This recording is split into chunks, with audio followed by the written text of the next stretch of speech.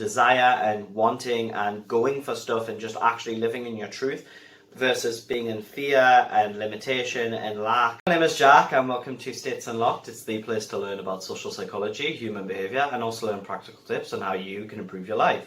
If you would like to understand yourself and others better, be sure to hit subscribe, hit the bell icon so you're notified whenever I upload a new video. And without further ado, we're going to get on with the topic of this video, which is how to become aware of our inner critic so that we can address it. We all have this inner critic and it's bloody horrible. I think you know full well what I'm talking about. We all have this inner saboteur. Some of us have it really loud and some of us don't have it so loud. Unfortunately, if you're watching this video, I'm guessing yours is pretty annoying and it's always telling you why you can't do things or why things are going to go badly for you or how things are going to be messed up for you. And it starts to feel like reality. It starts to feel like your own voice. While this voice is in your head, a lot of the time, these beliefs that are negative and limiting have been given to you by other people and they're not necessarily accurate. In fact, most of the time they're actually pretty distorted beliefs, but we tend to think, okay, this is reality. My brain's believing it. I believed it so many times. I see the evidence of it, so therefore it's true. The reason I'm making this video is because it's so important to actually address this inner saboteur. But first of all, we need to become aware of it. You might think, well, I can't be asked to do that. What's the point? And that again is that inner saboteur. It's so sneaky, it can just come about in lots of different ways and present itself in all these different ways and you think that it's you.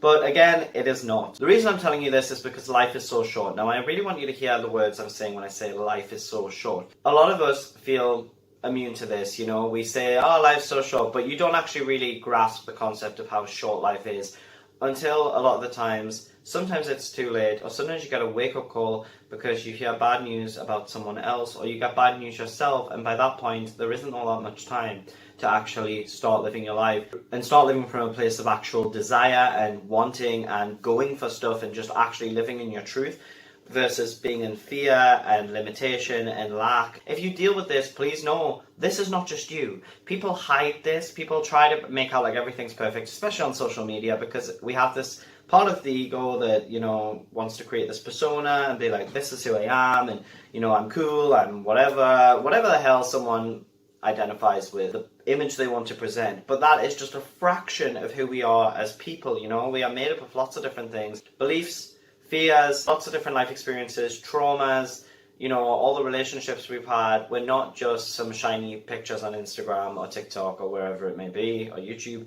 The reality is that most people aren't going to show those parts, especially not initially. So you cannot compare your reality in its entirety to someone's Instagram page, because that is just not an accurate representation of how life is. If you are someone that deals with self-worth issues, which is a hell of a lot of people, to be honest, and it's not something that is fixed, it's not black and it's not white. You can have good self-worth in some aspects and actually be confident in your ability to do whatever it may be, play the PlayStation, drive, dance, whatever you like to do. But you could then have major self-worth issues when it comes to dating, major self-worth issues when it comes to how much money you're making, etc., etc., etc.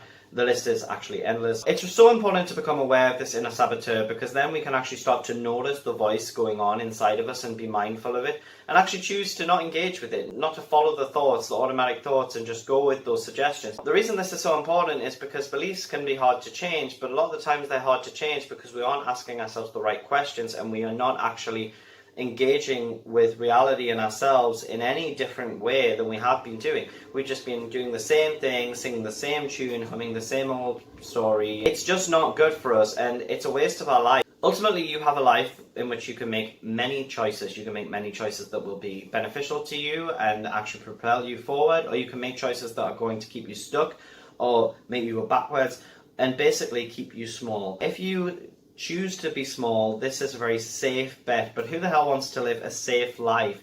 Okay, obviously all of us want to be safe and none of us want to deliberately put ourselves in danger, but what I'm trying to say is that we don't want to look back and be like, yeah, I played everything safe. The human body and brain and, you know, we're just interested in staying safe at an evolutionary level, okay? We're not necessarily that interested in being happy.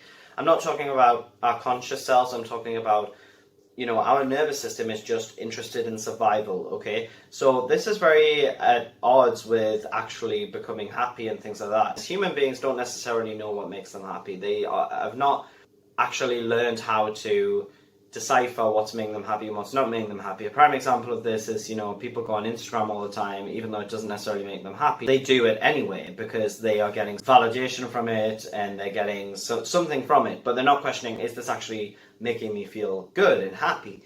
And actually, if it's not, then I'm going to stop it. Similarly, people don't engage in activities that would be good for them because they see them as boring and things like that, but ultimately those activities would make them happy. So we aren't necessarily great at knowing what makes us happy. The point of this video is to really address the inner critic and the inner saboteur, and actually by becoming more aware of ourselves, we can actually move forward to what actually would make us happy, as opposed to just going through a bunch of motions and just unconscious processes. I would love it if you could give me a comment on this video and let me know how your relationship is with yourself in terms of your inner critic, because we all have one and most of us try to hide it. Most of us don't want other people to know about it. If you're a particularly open person, you may be quite honest about your inner critic. I want you to actually write in the comments, if you feel brave enough, what your inner critic says to you, the lies it tells you, because actually by becoming conscious of it and putting it out there, it actually gets it out of this internal world and out there to be questioned, actually out there in the spotlight to be vulnerable and to actually be questioned and seen. And the things you're believing probably aren't true, because most of us actually tend to believe a whole lot of crap, basically. It's not necessarily stuff about ourselves that is accurate. And the thing is, a lot of the time, the way we perceive ourselves is not how someone else perceives us at all. It's really important to actually question some of our belief systems and challenge this inner critic, because this inner critic is not our friend. It's not going to get us anywhere in the long run. And as I said before, life is so short. I do not want you or I to waste our time on this earth, because we don't know how long we've got. Everyone thinks, I say everyone, but a lot of people think they're going to live to a ripe old age. You may not. I hate to say this, but you may not.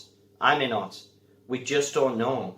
And the thing is, today is the day. Whatever you are waiting to do, whatever you've been waiting to get done, or actually if you want to go on holiday, or you want to apply for a job, or you want to speak to some guy or some girl, do it, providing they're not toxic as hell.